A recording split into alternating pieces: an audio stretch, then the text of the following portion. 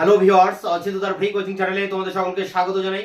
আজকের এই ভিডিওটিতে তোমরা যারা ক্যালকাটা ইউনিভার্সিটিতে বিএ হিস্ট্রি অনার্সে বা অন্যান্য সাবজেক্টে অনার্সে ফার্স্ট সেমিস্টারে পড়ছো, তোমাদের এই সেমিস্টারে কোন কোন সাবজেক্টগুলো তোমাদেরকে পড়তে হবে বা এই সাবজেক্টগুলোতে কি কি বিষয় রয়েছে বা সিলেবাসটা কি রয়েছে সেই সম্পর্কে একটা সংক্ষিপ্ত আলোচনা করব এই ভিডিওর ভিতর দিয়ে।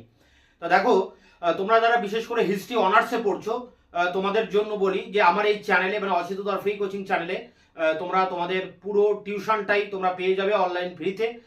তোমরা আমার চ্যানেলে ভিজিট করলেই বুঝতে পারবে আমি এর আগের যেসব সেমিস্টারগুলো রয়েছে সেই সব সেমিস্টারগুলো কিন্তু ইতিমধ্যে পড়ানো শুরু করে দিয়েছি। তাই তোমরাও তোমাদের এই ফার্স্ট সেমিস্টারের হিস্ট্রি অনার্সের এবং হিস্ট্রি রিলেটেড আরও অন্যান্য যেসব সাবজেক্টগুলো রয়েছে প্রতিটা সাবজেক্টের সিলেবাস, সাজেশন এবং সাজেশনের প্রতিটা প্রশ্ন ধরে ধরে তার অ্যান্সার আমি ডিসকাস করব এবং তার উত্তরগুলিও আমি তোমাদের সামনে তুলে ধরবো। তাই আমার এই চ্যানেল থেকে তোমরা সব কিছুই কিন্তু পেয়ে যাবে তোমাদের ক্লাস রিলেটেড এক একটা প্রশ্নের উত্তর। তাই অবশ্যই তোমরা চ্যানেলকে সাবস্ক্রাইব করে রাখবে, বন্ধুদের কাছে শেয়ার করবে, নিজেদের মতামত জানাবে কমেন্ট সেকশনে। ভিডিওটি ভালো লাগলে অবশ্যই একটা লাইক দেবে।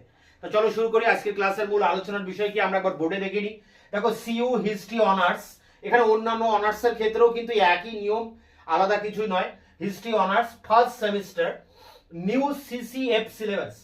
দেখো, 2023 সাল থেকে এই সিসিএফ সিলেবাস চালু হয়েছে। এর আগে যে সিবিসি যে সিলেবাস ছিল 2018 সাল থেকে শুরু হয়ে 2023 সাল পর্যন্ত এই সিলেবাসটা চলেছে।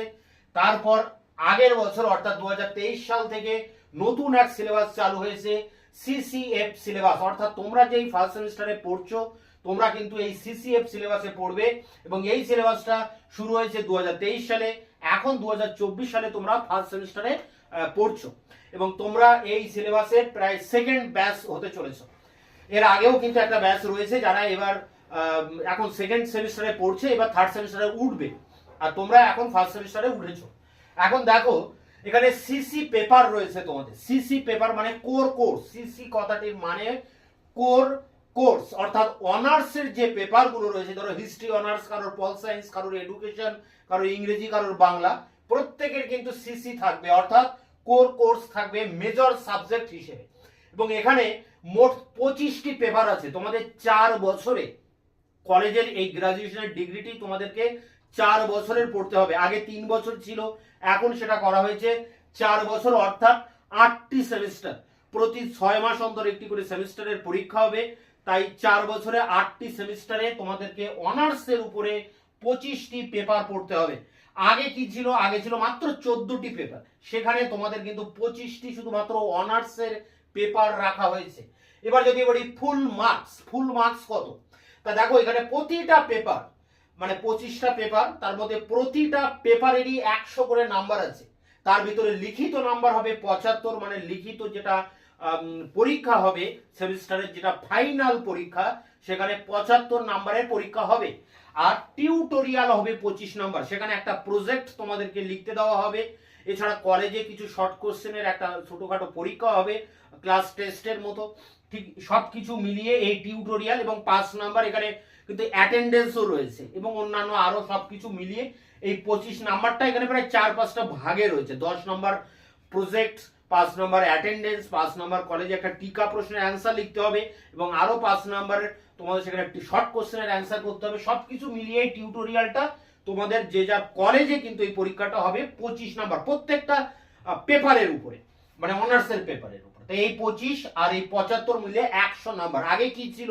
আগে ছিল এটা 65 আর এটা ছিল 35। এখন করা হয়েছে 75 আর 25, মূলত 100 নম্বরের পরীক্ষা প্রতিটা পেপারের, অনার্সের পেপার। এবার দেখো, মূল যেটা বিষয় যে তোমাদের এই ফার্স্ট সেমিস্টারে কতগুলো সাবজেক্ট পড়তে হবে। দেখো, তোমরা অনেকে হয়তো এটা দেখে লিখতে চেষ্টা করতে পারো, লেখার প্রয়োজন নেই, কারণ আমি আলোচনার একেবারে শেষে এই সমগ্র বিষয়টি আবার অন স্ক্রিনে একবার আলোচনা করব খাতা কলমে, তখন তোমরা সেই জায়গা থেকে স্ক্রিনশট করে বা দেখে দেখে লিখে নিতে পারবে।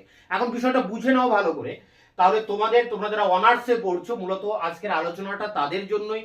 এবং এখানে তোমাদের সিসি পেপার থাকছে, এগুলো হচ্ছে অনার্সের পেপার। সিসি থাকা মানেই অনার্সের সাবজেক্ট। তা দেখো, ফার্স্ট সেমিস্টারে তোমাদের 7টি পেপার পড়তে হবে। টোটাল এই ফার্স্ট সেমিস্টার মানে এই 6 মাসে তার মধ্যে ইতিমধ্যেই 1 মাস হয়ে গেছে, বাকি আর প্রায় 5 মাস রয়েছে এবং 5 মাস দেখতে দেখতে চলে যাবে, তোমাদের ফার্স্ট সেমিস্টারের পরীক্ষা চলে আসবে এবং এখানে তোমাদের 7টি পেপারের পরীক্ষা দিতে হবে। 7টি পেপার কি আছে দেখো, এখানে নাম্বার করে দিয়েছি 1 2 3 4 5 6 7। তা প্রথমে যেটা রয়েছে অনার্সের পেপার থাকবে, যার যে সাবজেক্ট সেই সাবজেক্টের অনার্সের পেপার থাকবে, যাকে বলা হচ্ছে CC1। মানে অনার্সের এই 25টা পেপারের মধ্যে মাত্র একটা পেপার পড়বে এবার ফার্স্ট ইয়ারে, মানে ফার্স্ট সেমিস্টারে মাত্র একটি। এর আগে যে পুরনো সিলেবাস ছিল সেখানে কিন্তু দুটি পড়তে হতো, অর্থাৎ CC1 CC2, কিন্তু তোমাদের এই CCF সিলেবাসে ফার্স্ট সেমিস্টারে অনার্সের পেপার মাত্র একটা পড়তে হবে, CC1 100 নাম্বার। পরেরটা দেখো 2 SEC পেপার। এই SEC পেপারটাও কিন্তু ইতিহাসের রিলেটেড একটা পেপার, মানে শুধু ইতিহাস বলে কথা নয়, যদি কারোর ইংরেজি অনার্স থাকে তাই ইংরেজি রিলেটেড এই SEC পেপার হবে, বাংলা যদি অনার্স থাকে বাংলা রিলেটেড SEC পেপার হবে, যার যে সাবজেক্টে অনার্স তার সেই রিলেটেড SEC পেপারটি হবে। SEC কথাটির মানে হচ্ছে স্কিল এনহ্যান্সমেন্ট কোর্স। তা তোমরা যারা ইতিহাস অনার্সে পড়বে তোমাদের জন্য কিন্তু এখানে SEC পেপার আছে মিউজিয়াম অ্যান্ড আর্কাইভস। মিউজিয়াম মানে জাদুঘর, আর্কাইভ মানে লেখাগার। এখানে তোমাদের বলে রাখি এই মিউজিয়াম এবং আর্কাইভস এই পেপারটির যে সিলেবাস নিয়ে বিস্তারিত আলোচনা ব্যাখ্যা করে এর আগে একটি ভিডিও আমি আপলোড করে দিয়েছি, তার লিংক দেওয়া থাকবে এই ভিডিও ডেসক্রিপশন বক্সে। তোমরা এই মিউজিয়াম এবং আর্কাইভের যে সিলেবাস আছে সেই সিলেবাসটা দেখে নিতে পারো। এছাড়া এই মিউজিয়াম এবং আর্কাইভসের যে কোশ্চেন অ্যান্সার, একাধিক প্রশ্নের কোশ্চেন অ্যান্সার আমি কিন্তু আমার চ্যানেলে আপলোড করে দিয়েছি, তারও লিংক দেওয়া থাকবে ভিডিও ডেসক্রিপশন বক্সে, তোমরা কিন্তু দেখে নিতে পারো। অর্থাৎ SEC পেপারের প্রতিটা প্রশ্নের উত্তর আমার চ্যানেলে তোমরা পেয়ে যাবে এবং অনার্সের যে CC1 যে পেপারটি আছে প্রাচীন ভারতের ইতিহাস, তারও কিন্তু প্রতিটা প্রশ্নের উত্তর আমার এই চ্যানেলে নিয়মিতভাবে তোমরা সব পেয়ে যাবে, তা নিয়ে কোনো সন্দেহ নেই। তাহলে দেখো তোমাদের এই ফার্স্ট সেমিস্টারে অনার্স রিলেটেড মাত্র দুটি সাবজেক্ট পড়তে হচ্ছে বা দুটি পেপার পড়তে হচ্ছে, CC1 SEC1। SEC1 এ কি থাকছে না মিউজিয়াম আর আর্কাইভ, জাদুঘর এবং লেখাগার। CC1 এ থাকছে প্রাচীন ভারতের ইতিহাস। এই দুটি পেপার কিন্তু প্রথমেই থাকছে। এরপরে দেখো 3 নম্বর যেটা থাকছে, মোট 7টি বলেছি, দুটি বললাম, এবার 3 নম্বরে দেখো পাস সাবজেক্ট, অর্থাৎ তোমাদের কিন্তু পাশের দুটি সাবজেক্ট থাকবে। কারণ এক্ষেত্রে 1 আর 2 অর্থাৎ পাস মানে যে সাবজেক্ট মাইনর পেপার, অনার্সের পেপারটা হচ্ছে মেজর আর পাশের সাবজেক্ট হচ্ছে মাইনর, অর্থাৎ মাইনর 1 মাইনর 2। মানে পাশের সাবজেক্টের মধ্যেও আবার 1 2 এর ব্যাপার আছে। ধরো ইতিহাস অনার্সে পড়ছো, রাষ্ট্রবিজ্ঞান এবং শিক্ষা বিজ্ঞান পাশে রয়েছে, তা শিক্ষা বিজ্ঞান হয়তো আগে চয়েস করেছো, মানে 1 এ রেখেছো, আর 2 এ রেখেছো হয়তো রাষ্ট্রবিজ্ঞানকে। অর্থাৎ তাহলে মানে মাইনর 1 কি হবে না শিক্ষা বিজ্ঞান, মাইনর 2 কি হবে রাষ্ট্রবিজ্ঞান। যদি রাষ্ট্রবিজ্ঞানকে 1 এ রাখো তাহলে হবে মাইনর 1 রাষ্ট্রবিজ্ঞান এবং মাইনর 2 শিক্ষা বিজ্ঞান। ঠিক এইভাবে কিন্তু তোমাদেরকে এই M1 M2 এটাকে সিলেক্ট করতে হবে। তা দেখো পাস সাবজেক্ট এখানে একটাই পড়তে হবে, মানে দুটো যদি সাবজেক্ট তোমাদের থাকে ফার্স্ট সেমিস্টারে একটা সাবজেক্টই পড়তে হবে। অর্থাৎ রাষ্ট্রবিজ্ঞান এবং শিক্ষা বিজ্ঞান যদি তোমরা পাশে রেখে থাকো বা অন্য যে কোনো পেপারই পাশে রেখে থাকো, যে কোনো সাবজেক্ট, তার একটা সাবজেক্ট শুধুমাত্র এই ফার্স্ট সেমিস্টারে পড়তে হবে। দেখো পাস সাবজেক্ট M1 বলতে এখানে যেটা তোমরা 1 নম্বরে যে পাশের সাবজেক্টটি চয়েস করেছো সেটি এখানে পড়তে হবে। তাহলে 1 2 3 গেল। এবার 4 নম্বর পেপারটি দেখো AEC পেপার। AEC পেপারটির মানে কি? AEC পেপারটি হচ্ছে অ্যাবিলিটি এনহ্যান্সমেন্ট কোর্স। অ্যাবিলিটি, এটা কম্পালসারি পেপার, এটা মাথায় রাখতে হবে।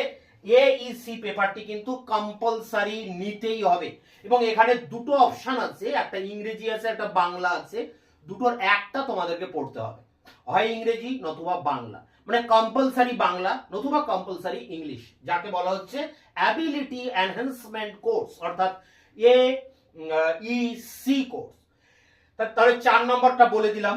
এবার দেখো 5 এবং 6, 5 নম্বর পেপার এবং 6 নম্বর পেপার একই বিষয়ের উপরে রয়েছে, সিভিএসি। সিভিএসি এখানে দুটো পেপার আছে, সিভিএসি তে দুটোই তোমাদেরকে পড়তে হবে, তাই আমি এখানে 5 এবং 6 পাশাপাশি রেখেছি। অর্থাৎ সিভিএসি থেকে দুটো পেপার থাকবে, দুটোই কিন্তু পড়তে হবে। কি আছে দেখো, দেখে নাও। সিভিএসি এই কথাটার ফুল ফর্মটা কি? সি মানে কমন, ভি মানে ভ্যালু, মানে কমন ভ্যালু, এ মানে অ্যাডেড, সি মানে course, common value added course. এই কমন ভ্যালু অ্যাডেড কোর্সে দুটো পেপার থাকবে।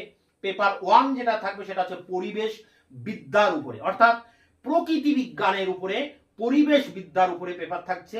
আর 2 নম্বরে যেটা থাকছে যেটি হচ্ছে সাংবিধানিক বিষয়ের উপরে, অর্থাৎ সংবিধান, ভারতের যে সংবিধান প্রত্যেকের জানা উচিত, এই কারণে এটাও কিন্তু রাখা হয়েছে এখানে। পরিবেশ বিদ্যা 1 আর 2 হচ্ছে সংবিধান।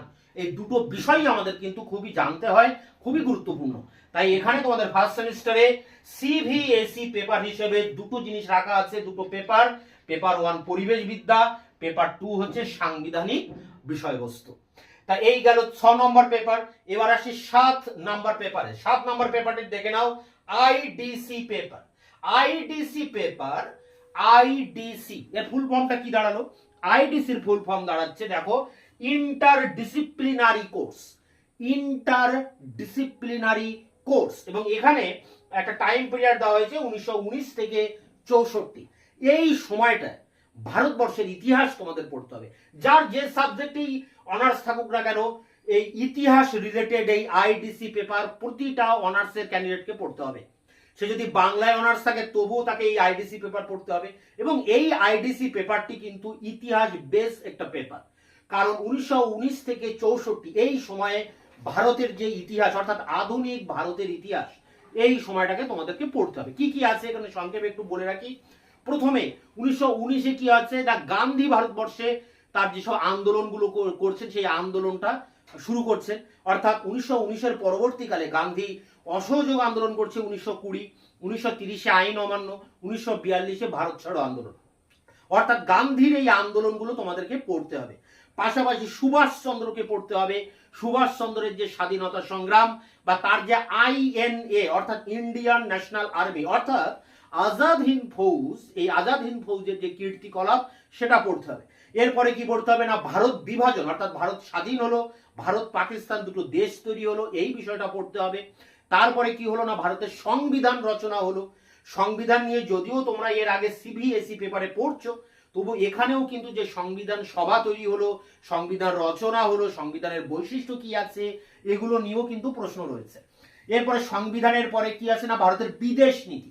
ভারতের বিদেশ নীতি বলতে এখানে জোট নিরপেক্ষ নীতি, নন অ্যালাইনমেন্টস মুভমেন্ট যাকে আমরা ন্যাম বলি, সেই জোট নিরপেক্ষ নীতিটা কি, এবং এখানে যে জওহরলাল নেহেরু যে ভারতবর্ষের প্রধানমন্ত্রী হচ্ছেন তার সময়টাও পড়তে হবে। 1948 থেকে সেই 64 সাল পর্যন্ত জওহরলাল নেহরুর যে পঞ্চবার্ষিকী পরিকল্পনাগুলো ছিল, বিভিন্ন জাতীয় উন্নয়ন পরিকল্পনা করেছিলেন, সেই সবগুলো, উদ্বাস্তু পুনর্বাসন এবং দেশ বিভাগের জন্য যে শরণার্থী সমস্যাকে তিনি মোকাবিলা করেছিলেন, এই সমস্ত কিছু এই আইডিসি পেপারে তোমাদেরকে পড়তে হবে। এটি সম্পূর্ণ আধুনিক ভারতের উপরে রয়েছে।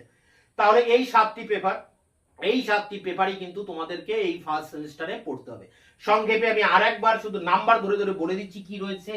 1-এ রয়েছে অনার্সের পেপার অর্থাৎ CC1 হিস্ট্রি অনার্সের বা যার যে সাবজেক্টে অনার্স হোক। 2 নম্বরে রয়েছে সেই অনার্সের related SEC paper, skill enhancement course যেটা এসিসি পেপার। তারপর 3 নম্বরে রয়েছে পাস সাবজেক্ট অর্থাৎ M1 এ যেটা রয়েছে সে মাইনর পেপার 1 পাশের যে সাবজেক্ট সেটি রয়েছে। 4 নম্বরে রয়েছে AEC পেপার অর্থাৎ এখানে অ্যাবিলিটি এনহ্যান্সমেন্ট কোর্স, যেটা কম্পালসারি পেপার, হয় ইংরেজি নয় বাংলা তোমাদেরকে নিতে হবে। 5 এবং 6 রয়েছে CBSE পেপার অর্থাৎ কমন ভ্যালু অ্যাডেড কোর্স, যেখানে তোমাদেরকে দুটো বিষয় রয়েছে, দুটোই পড়তে হবে, 1 পরিবেশ বিদ্যা, 2 হচ্ছে সংবিধান। এবং শেষে 7 নম্বর যে পেপারটি রয়েছে আইডিসি পেপার, ইন্টারডিসিপ্লিনারি কোর্স, অর্থাৎ এখানে ভারতের যে আধুনিক ভারত স্বাধীনতা সংগ্রামের সেই জায়গাটা পড়তে হবে। গান্ধী, ভারতের সংবিধান, ভারতের স্বাধীনতা লাভ, জওহরলাল নেহরুর ভারতের বিদেশ নীতি, এই জায়গাটা নিয়ে আইডিসি পেপার। তাই এইগুলো নিয়ে এই হচ্ছে তোমাদের 7টা টোটাল সাবজেক্ট। এই সাবজেক্টগুলোকে সামনে রেখে তোমাদেরকে ফার্স্ট সেমিস্টারে পরীক্ষা দিতে হবে। এবার তোমরা যারা অনার্সে পড়ছো, মানে বিশেষ করে হিস্ট্রি অনার্সে, তোমাদের এই CC1 পেপারটিতে কি রয়েছে, মানে এই যে সিলেবাসটা, অনার্সের যে সিলেবাস, সেই সিলেবাস নিয়ে আমি এর আগে একটা বিস্তারিত আলোচনা সহ একটা ডিসকাস, অর্থাৎ সিলেবাসকে বিশদে ডিসকাস করেছি আমি একটা ভিডিওতে। তারও লিঙ্ক দেওয়া থাকবে এই ভিডিও ডেসক্রিপশন বক্সে, তোমরা ভিডিওটা দেখে নিও। এছাড়া এসিসি পেপার যেটা তোমাদের থাকছে হিস্ট্রি অনার্সের, মানে জাদুঘর এবং লেখাগার, তার উপরেও সিলেবাস নিয়ে আমি আলোচনা করেছি। অর্থাৎ ইতিহাসের যে দুটো রিলেটেড পেপার, একটা CC1 একটা ACC1, এই দুটি পেপারের সিলেবাসটাকে বোঝা দরকার সবার আগে। তাই সিলেবাসের উপরে যে আমি ভিডিও ক্লাস দিয়েছি এর আগে, দুটিরই মানে দুটো সাবজেক্টেরই বা দুটো পেপারেরই আমি কিন্তু সেই যে সিলেবাস নিয়ে আলোচনা, তার ভিডিওটির লিঙ্ক দেওয়া থাকবে ভিডিও ডেসক্রিপশন বক্সে, তোমরা অবশ্যই দেখে নিও। তবে আমরা একবার সার সংক্ষেপে CC1 মানে হিস্ট্রি অনার্সের 25টি মোট সাবজেক্টের পেপারের মধ্যে একটা পেপার তোমাদেরকে এখন পড়তে হবে সেমিস্টার 1-এ, অর্থাৎ CC1, তার সিলেবাসটা কি আছে আমি একবার সংক্ষেপে তোমাদের সামনে আলোচনা করছি। তো ইতিহাসে যারা অনার্সে পড়ছো, তোমাদের যে সিলেবাস রয়েছে CC1 এর, অর্থাৎ তোমাদের একটাই অনার্সের পেপার এবার ফার্স্ট সেমিস্টারে পড়তে হবে, তার যে সিলেবাস সেটি আমি একটু সংক্ষেপে আলোচনা করছি। যদিও এই সিলেবাসটার উপরে ডিটেলসে আলোচনা করেছি আমি একটি ভিডিওতে, তার লিঙ্ক দেওয়া থাকবে ভিডিও ডেসক্রিপশন বক্সে, তোমরা ভিডিওটা পারলে দেখে নিও। আমি এখানে একটু সার সংক্ষেপে আলোচনা করছি, দেখে নাও। হিস্ট্রি অনার্স CC1, এই পেপারটির নাম প্রাচীন ভারতের ইতিহাস। এর সময় শুরু হয়েছে প্রাগৈতিহাসিক যুগ থেকে 300 খ্রিস্টপূর্বাব্দ।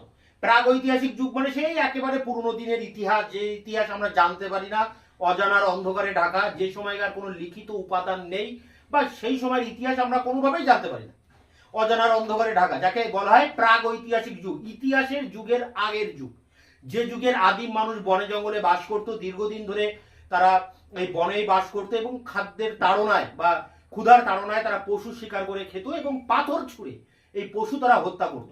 তো এইভাবে বনে জঙ্গলে মানুষ প্রায় 2.5 লক্ষ বছরেরও বেশি সময় মানুষ এই সময় বনে জঙ্গলে কাটিয়েছে, এবং তাদের একমাত্র সম্বল ছিল কিন্তু এই পাথরের হাতিয়ার। তাই এই দীর্ঘ সময়ে মানুষ এই পাথরের ব্যবহারকে লক্ষ্য করে ঐতিহাসিকরা এই যুগটাকে ভাগ করেছেন বা বলেছেন পাথরের যুগ বা স্টোন এজ। এখন যেহেতু 2.5 লক্ষ বছর ধরে চলেছে, তাই পাথরের এই হাতিয়ারে কিন্তু আস্তে আস্তে পরিবর্তন এসেছে। প্রথমে বড় বড় পাথর ব্যবহার করতো, তারপরে মাঝারি, এবং শেষে ক্ষুদ্র ধারালো অস্ত্রযুক্ত পাথরের হাতিয়ার ব্যবহার করেছিল। এটা একদিনে সম্ভব হয়নি, প্রায় 2.5 লক্ষ বছর ধরে বিবর্তনের পর বা একটু একটু করে পরিবর্তন হতে হতে এই পরিবর্তনটা আসে। এই পরিবর্তনগুলো লক্ষ্য করে এই পাথরের যুগকে আবার 3 ভাগে ভাগ করা যায়: প্রাচীন পাথর, মধ্য পাথর এবং নব্য পাথরের যুগ। তা এই সময়টা, অর্থাৎ এই পাথরের যুগ, যাকে আমরা প্রাগৈতিহাসিক যুগের কথা বলি, এই সময় থেকে 300 খ্রিস্টপূর্বাব্দ, মানে প্রায় 2.5 লক্ষ বছরেরও বেশি সময়, এই সময়টা নিয়ে তোমাদের এই ফার্স্ট পেপার। অনেকটা সময় কিন্তু রয়েছে এখানে।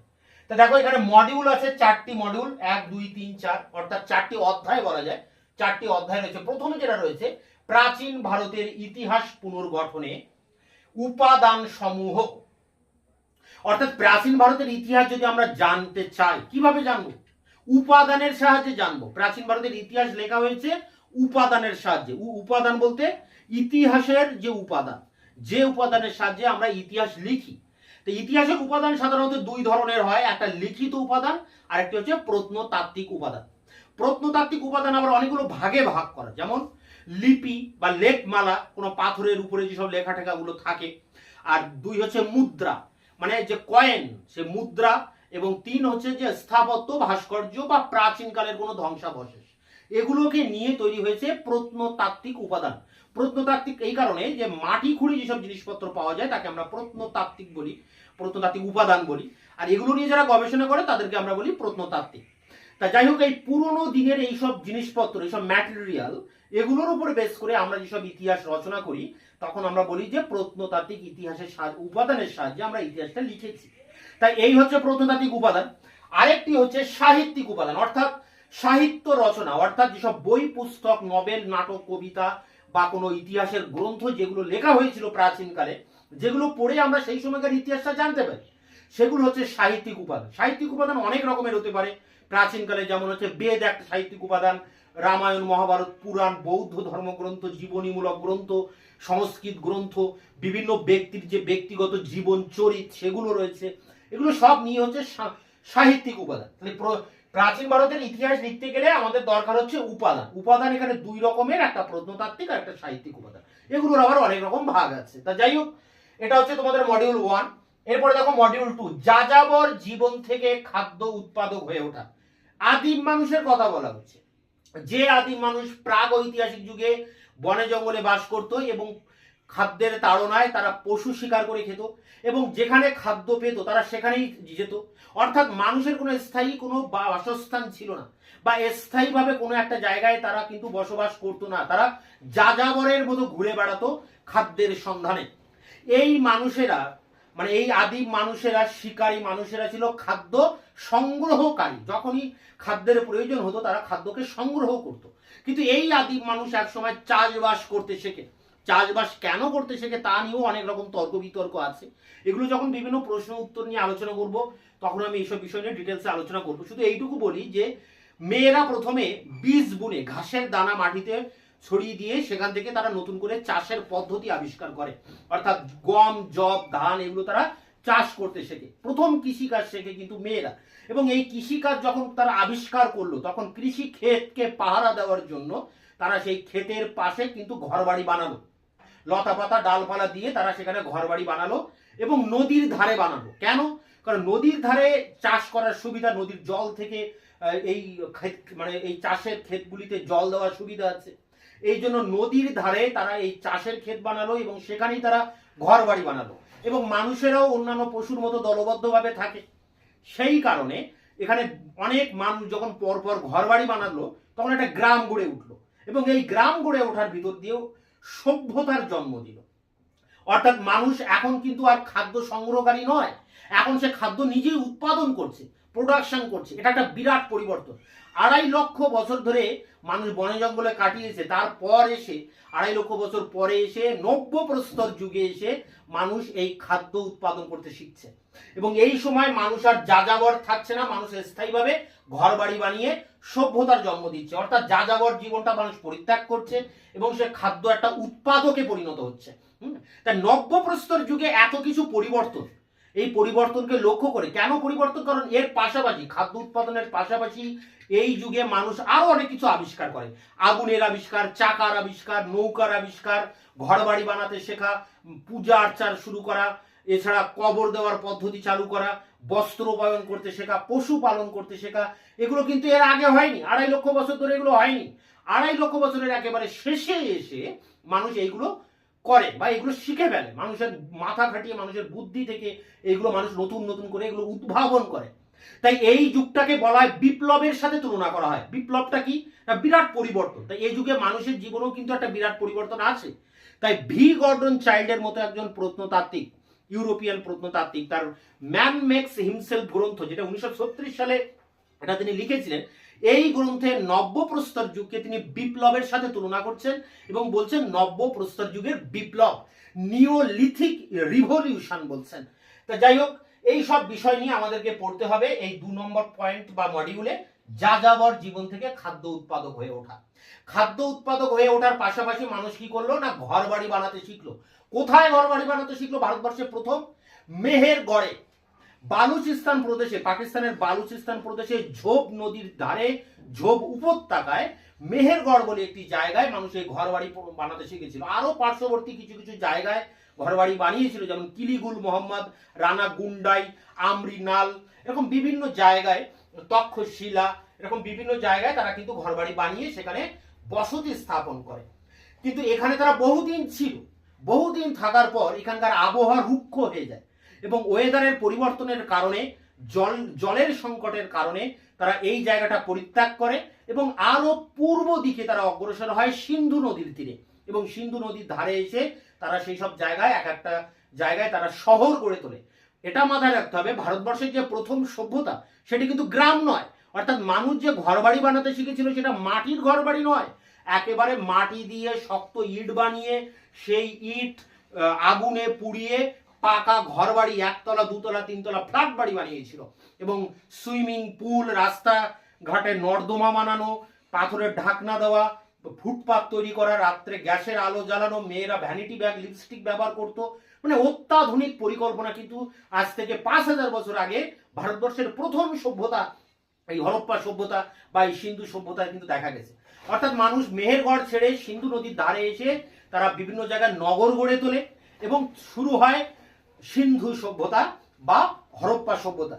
সিন্ধু সভ্যতায় প্রায় 1500টি কেন্দ্র পাওয়া গেছে। তার মধ্যে প্রথম যে কেন্দ্রটা পাওয়া গিয়েছিল, আবিষ্কার হয়েছিল 1921 সালে দয়ারাম সাহানি, সেটি হচ্ছে হরপ্পা। আর 1922 সালে রাখাল দাস বন্দ্যোপাধ্যায় আবিষ্কার করেন মহেঞ্জোদারো। তাই এই হরপ্পার নাম থেকে এই সভ্যতার আরেকটা নাম হচ্ছে হরপ্পা সভ্যতা, বা এই সভ্যতার যেহেতু সিন্ধু নদীর ধারে গড়ে ওঠে তাই এর নাম সিন্ধু সভ্যতা। তাই সিন্ধু সভ্যতার উৎপত্তি কিভাবে হলো, এর প্রধান প্রধান বৈশিষ্ট্য কি, এই সভ্যতা একটা সময় পতন হয়, প্রায় 1500 বছর টিকে থাকার পরে এই সভ্যতা ধ্বংস হয়, কেন কিভাবে ধ্বংস হলো, এরকম এবং ইত্যাদি বিষয়, সিন্ধুবাসীদের ধর্মীয় জীবন কেমন, অর্থনৈতিক জীবন কেমন, সামাজিক জীবন কেমন ছিল, এ সব কিছু নিয়েই কিন্তু রয়েছে পরের যে মডিউল হরপ্পা সভ্যতার ইতিহাস। তারপরে দেখো রয়েছে 4 নম্বর মডিউল সংস্কৃতির বিবর্তন। এই অংশে কিন্তু অনেকটা বিষয় রয়েছে। যেমন হরপ্পা সভ্যতা ধ্বংস হওয়ার পর কারা ধ্বংস করেছিল? হরপ্পা সভ্যতা অনেক কারণে ধ্বংস হয়ে যাচ্ছিল। সেই সময় একটা বিদেশি জাতি অর্থাৎ আর্য জাতি তারা এই সিন্ধু সভ্যতা আক্রমণ করে এবং সিন্ধু সভ্যতাকে ধ্বংস করে দেয়। এবং এই আর্য জাতি তারা এই সিন্ধু অঞ্চলে এসে বসবাস করে এবং এই আর্যদের প্রধান ধর্মগ্রন্থ ছিল বেদ। তাই বেদকে কেন্দ্র করে আর্যদের জীবনটা পরিচালিত হয়েছিল। তাই এই সভ্যতাকে বলা হয়, আর্যদের এই সভ্যতাকে বলা হয় বৈদিক সভ্যতা। যা আর্য সভ্যতা তাই কিন্তু বৈদিক সভ্যতা। তাই এই আর্যরা এই সিন্ধু অঞ্চলে প্রায় 1000 বছর ছিল।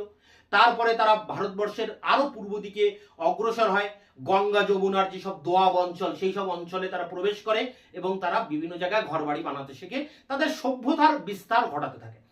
তাই এই কারণে বৈদিক সভ্যতাকে দুটো ভাগে ভাগ করা যায়। একটা ঋগ বৈদিক যুগ, যখন তারা ঋগ বেদ রচনা করে, আর একটা হচ্ছে পরবর্তী বৈদিক যুগ, যে সময়ে তারা ভারতবর্ষের ভিতরে প্রবেশ করে। এবং এই সময় তারা কি করে, অনেকগুলো জনপদ গড়ে ওঠে। ভারতবর্ষের উত্তর ভারতে অনেকগুলো জনপদ গড়ে ওঠে। মানুষের আনাগোনা, ব্যবসা বাণিজ্য নদীপথে এরকম হতে হতে মানুষের চলাফেরা যে জায়গাটায় বেশি হয় সেই জায়গায় জনপদ অর্থাৎ বাজার বা নগর গড়ে উঠতে থাকে। এই জনপদ আবার অনেক জনপদের ভিতরে যেগুলো বড়, যেগুলো আকারে অনেক বেশি বড়, সেগুলোকে বলা হয় মহাজনপদ। তা ভারতবর্ষে সেই সময় উত্তর ভারতে বিশেষ করে 16টি মহাজনপদ গড়ে ওঠে, যাকে আমরা একসাথে বলি ষোড়শ মহাজনপদ। এই 16টা মহাজনপদের মধ্যে 15টি ছিল গঙ্গা এবং যমুনার নদীর ধারে, আর একটি অর্থাৎ অসমক ছিল দক্ষিণ ভারতে গোদাবরী নদীর তীরে। তো এই 16টা মহাজনপদ নিজেদের মধ্যে সবসময় দ্বন্দ্বে লিপ্ত ছিল, ক্ষমতা দখল করাকে কেন্দ্র করে। কারণ আর্যরা যে ভারতবর্ষে এসেছিল তারা বিভিন্ন জাতিতে বা বিভিন্ন গোষ্ঠীতে বিভক্ত ছিল, যেমন অনু, তুরু, কুরু, তুর্বস, সৃঞ্জয়, ভরত। এইসব গোষ্ঠীগুলো তখন তো টাকা পয়সা বলতে গরু ছিল, গো সম্পদ ছিল সম্পদের মাপকাঠি। তাই গরুকে দখল করাকে কেন্দ্র করে বা গো সম্পদের উপর অধিকার স্থাপনকে কেন্দ্র করে এক গোষ্ঠীর সাথে আরেক গোষ্ঠী সবসময় কিন্তু যুদ্ধ লেগেই থাকতো। এবং যুদ্ধ জয় করার জন্য একটা রাজারও প্রয়োজন হতো। সেই জায়গা থেকে গোষ্ঠীর যিনি অধিপতি তিনি রাজা হিসেবে মনোনীত হতেন এবং রাজার আবির্ভাব হয়। এই রাজা তিনি একটা রাজ্য স্থাপন করতে থাকেন এই সব মহাজনপদগুলিতে। মানে এই 16টা মহাজনপদে প্রত্যেকটা মহাজনপদে কোনো না কোনো রাজার কিন্তু শাসন ছিল। তবে সবগুলোতে নয়, মাত্র 2-3টি ছিল অরাজতান্ত্রিক, অর্থাৎ সেখানে রাজা ছিল না, জনগণই নিজেদেরকে একটা পরিষদের ভিতর দিয়ে নিজেদেরকে শাসন করতেন। যেমন ব্রিজি আর মল্লের কথা বলতে পারি। এই দুটি জনপদ ছিল রাজতান্ত্রিক অর্থাৎ গণতান্ত্রিক, আর বাকি সবগুলো ছিল রাজতান্ত্রিক। এখন এই 16টি মহাজনপদ একে অপরের সাথে যুদ্ধ করতে করতে এদের ভিতরে 4টি জনপদ শক্তিশালী হয়ে ওঠে, কাশী, কোশল, অবন্তী আর মগধ। শেষ পর্যন্ত মগধ বাকি সবাইকে পরাজিত করে একটা সাম্রাজ্য স্থাপন করে। তারও অনেক কারণ আছে, কারণ মগধ এমন একটা জায়গায় অবস্থিত ছিল যেখানে নদী, পাহাড়, পর্বত, বন জঙ্গল দিয়ে ঘেরা, যাতে বাইরের কোনো জনপদ এসে হঠাৎ করে আক্রমণ করতে না পারে। আবার মগধ খুব সহজেই নদীপথ দিয়ে অন্যান্য মহাজনপদগুলিকে আক্রমণ করতে পারত।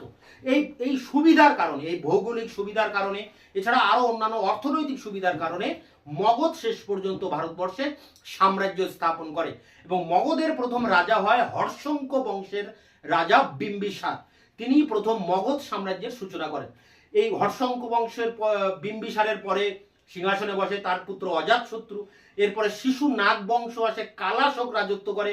তারপরে আসে নন্দ বংশ, মহাপদ্মনন্দ সিংহাসনে বসেন এবং তার 8 পুত্র পরপর সিংহাসনে বসে। একসাথে নবনন্দ বলা হয়, যেহেতু 9 জন নন্দ রাজা পরপর সিংহাসনে বসেছিলেন। শেষ রাজা ছিলেন ধননন্দ। ধননন্দকে হটিয়ে চন্দ্রগুপ্ত মৌর্য বংশ প্রতিষ্ঠা করেন কৌটিল্যের সহায়তায়। অর্থাৎ মগধে চলে এলো মৌর্য বংশ এবং এই মৌর্য বংশের প্রতিষ্ঠাতা ছিলেন চন্দ্রগুপ্ত মৌর্য। চন্দ্রগুপ্ত মৌর্যের পরে সিংহাসনে বসেন বিন্দুসার এবং বিন্দুসারের পরে সিংহাসনে বসেন অশোক। 261 খ্রিস্টপূর্বাব্দ নাগাদ তিনি কিন্তু সিংহাসনে বসেছিলেন। অর্থাৎ 300 খ্রিস্টপূর্বাব্দ, এই 300 খ্রিস্টপূর্বাব্দই তোমাদের কিন্তু এই পেপারটির সিলেবাস শেষ হচ্ছে। অর্থাৎ এই অশোকের রাজত্বের আগ পর্যন্ত তোমাদের এই সিলেবাসটি রয়েছে। অর্থাৎ আমরা এখানে কি দেখলাম? সংস্কৃতির বিবর্তনে ষোড়শ মহাজনপদ দেখলাম এবং এই ষোড়শ মগধের উত্থান দেখলাম, মগধ সাম্রাজ্যের উত্থান দেখলাম। পাশাপাশি এই সময়ে ঠিক এই ষোড়শ মহাজনপদের যুগে, অর্থাৎ ষোড়শ মহাজনপদের যুগটা হচ্ছে খ্রিস্টপূর্ব 6ষ্ঠ শতক, অর্থাৎ যীশু খ্রিস্টের জন্মের 600 বছর আগে। এখানে যে 300 খ্রিস্টপূর্বাব্দ বলা হচ্ছে সেটা বলা হচ্ছে 600 খ্রিস্টপূর্বাব্দ, অর্থাৎ আরো 300 বছর আগে এই জনপদগুলির কিন্তু উত্থান হয় এবং এই সময় গৌতম বুদ্ধের নেতৃত্বে বৌদ্ধ ধর্ম এবং মহাবীরের নেতৃত্বে জৈন ধর্মেরও উত্থান ঘটে এবং এই ধর্ম দুটির যে বিস্তার ঘটে সারা ভারতব্যাপী, এই ধর্মগুলো নিয়েও তোমাদেরকে পড়তে হবে। তাই এই সময়টা অর্থাৎ এই সংস্কৃতির বিবর্তনে কিন্তু অনেকটা অংশ রয়েছে।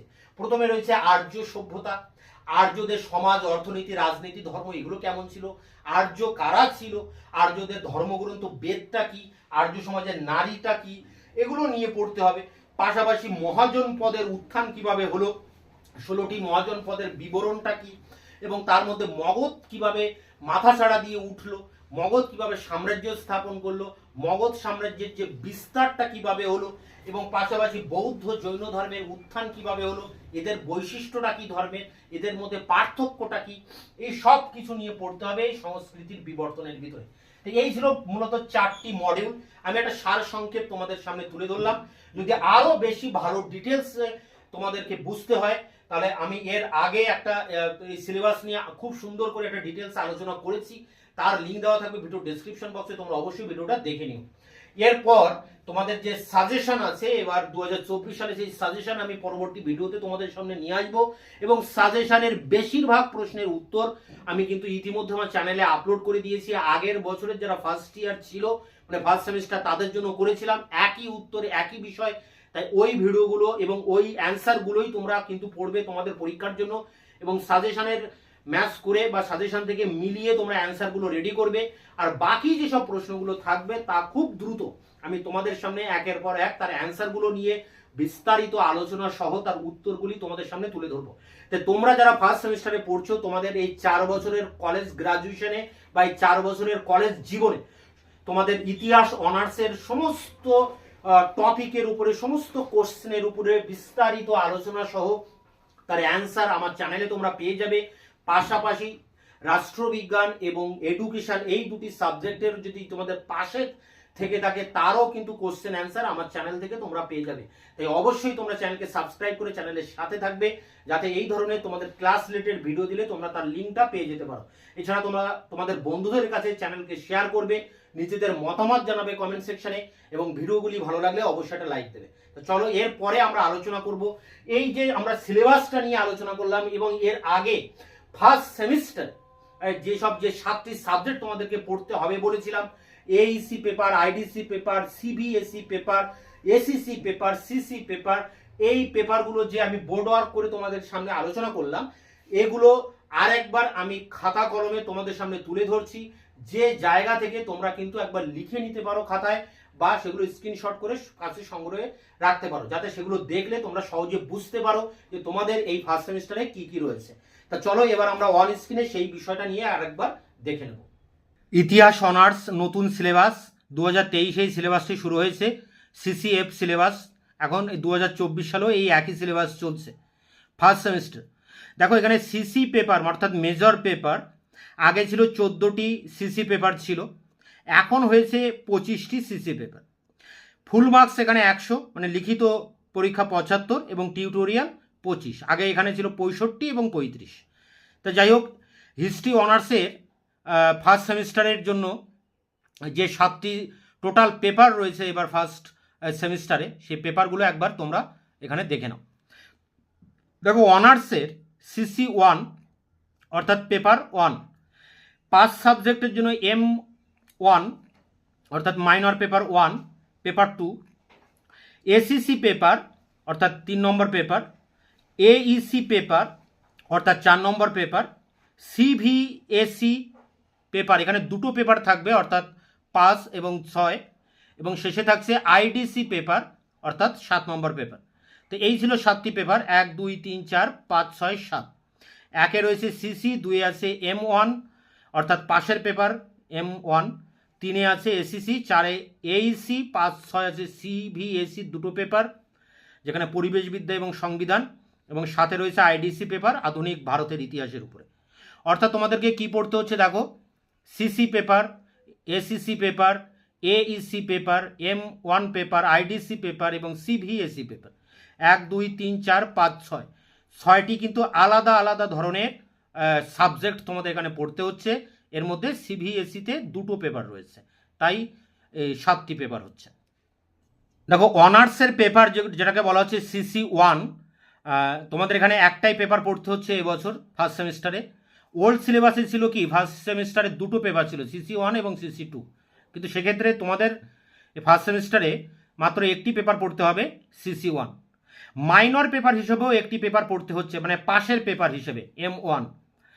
এছাড়া এসিসি পেপার পড়তে হচ্ছে। এসিসি পেপারটির নাম হচ্ছে স্কিল এনহান্সমেন্ট কোর্স, মানে মিউজিয়াম অ্যান্ড আর্কাইভস তোমাদের পড়তে হবে, জাদুঘর এবং লেখাগার। এরপরে দেখো অনার্স পেপার সিসি 1 অর্থাৎ যেটি তোমাদের ইতিহাস হোক বা ইতিহাসেরই বলছি আমি এখানে, ইতিহাস অনার্সের যে পেপারটি রয়েছে ফার্স্ট পেপার অর্থাৎ সিসি 1 পেপার, তার সিলেবাসটা এখানে একটু দেখে নাও। হিস্ট্রি অফ ইন্ডিয়া অর্থাৎ ভারতের ইতিহাস, আর্লিয়েস্ট টাইম অর্থাৎ প্রাগৈতিহাসিক যুগ থেকে 300 BCE 300 খ্রিস্টপূর্বাব্দ। এখানে টপিক দেখো 4টি টপিক আছে, module 1, module 2, module 3, module 4। Module 1-এ আছে প্রাচীন ভারতের ইতিহাস পুনর্গঠনের উপাদান সমূহ অর্থাৎ সাহিত্যিক আর প্রত্নতাত্ত্বিক উপাদান। M2-এ আছে যাযাবর জীবন থেকে খাদ্য উৎপাদক হয়ে ওঠা অর্থাৎ পাথরের যুগের যে ইতিহাস সেই ইতিহাস। M3 আছে হরপ্পা সভ্যতার ইতিহাস, আর M4-এ আছে সংস্কৃতির বিবর্তন অর্থাৎ বৈদিক সভ্যতা, ষোড়শ মহাজনপদ এবং বৌদ্ধ জৈন ধর্ম, মগধের উত্থান। এই বড় বড় 4টি টপিক কিন্তু এর মধ্যে রয়েছে। এরপরে দেখো এসিসি পেপার। এসিসি পেপার বা এটি তোমাদের ইতিহাস রিলেটেড একটি পেপার, যেমন মিউজিয়াম এবং আর্কাইভ। মিউজিয়াম মানে জাদুঘর, আর্কাইভ মানে লেখাগার। তো এই বিষয়টার উপরেই তোমাদেরকে পড়তে হবে এসিসি 1। এসিসি 1 এবং পরের বছর গিয়ে তোমাদের মানে পরের সেমিস্টারে গিয়ে পড়তে হবে এসিসি 2, এবং ফার্স্ট সেমিস্টারে তোমাদের জন্য রয়েছে এসিসি। এবার দেখো এইসি পেপার। এইসি পেপারের পুরো নাম হচ্ছে ability enhancement course compulsory paper. এখানে বেঙ্গলি এবং ইংলিশ দুটো রয়েছে, যে কোনো একটা তোমাদেরকে এবার ফার্স্ট সেমিস্টারে পড়তে হবে। এবার দেখো সিভিএসি পেপার। সিভিএসি পেপার মানে কমন ভ্যালু অ্যাডেড কোর্স। এখানে 2টো পেপার রয়েছে দেখতে পাচ্ছ। পেপার 1-এ রয়েছে পরিবেশবিদ্যা, আর একটা রয়েছে পেপার 2-এ সাংবিধানিক বিষয়বস্তু। এরপরে যেটা রয়েছে দেখো আইডিসি পেপার। আইডিসি পেপার বলেছিলাম আধুনিক ভারতের উপরে রয়েছে, ইতিহাস রিলেটেড একটি পেপার এটি। এখানে বলা হচ্ছে inter disciplinary course making of contemporary India 1919 থেকে 1964, আধুনিক ভারতের উপরে এই ইন্টার ডিসিপ্লিনারি কোর্স অর্থাৎ আইডিসি পেপারটি রয়েছে। যেমন এই টপিকগুলো তোমাদেরকে পড়তে হবে। দেখো গান্ধীজির সময়কালের আন্দোলন, ভারত বিভাজন, সুভাষচন্দ্র বসু ও তার INA Indian National Army Azad Hind Fauj এর কার্যাবলী, সাংবিধানিক বিভিন্ন পরিকল্পনা অর্থাৎ সংবিধান রচনা, ভারতের বিদেশ নীতি অর্থাৎ জোট নিরপেক্ষ নীতি, নেহরুর সময়কাল অর্থাৎ 1948-এর পরবর্তীকাল থেকে 1964 পর্যন্ত নেহরুর এই সময়কাল নিয়ে এই আইডিসি পেপারটি তোমাদেরকে করতে হবে। তাই এই ছিল আজকের আলোচনার মূল বিষয়বস্তু। তোমরা এটি লিখে নিয়ে সামনে খাতার একেবারে প্রথম পেজে এটা লিখে রাখবে, তাহলে যখনই দেখবে তোমাদের বুঝতে সুবিধা হবে তোমাদের কোন কোন পেপারগুলো রয়েছে এবং কি কি তোমাদেরকে পড়তে হবে। তো অবশ্যই ভিডিওটা ভালো লাগলে বন্ধুদের কাছে শেয়ার করো এবং তোমরা নিজেরাও অবশ্যই লাইক করো এবং চ্যানেলকে সাবস্ক্রাইব করে চ্যানেলের পাশে থেকো।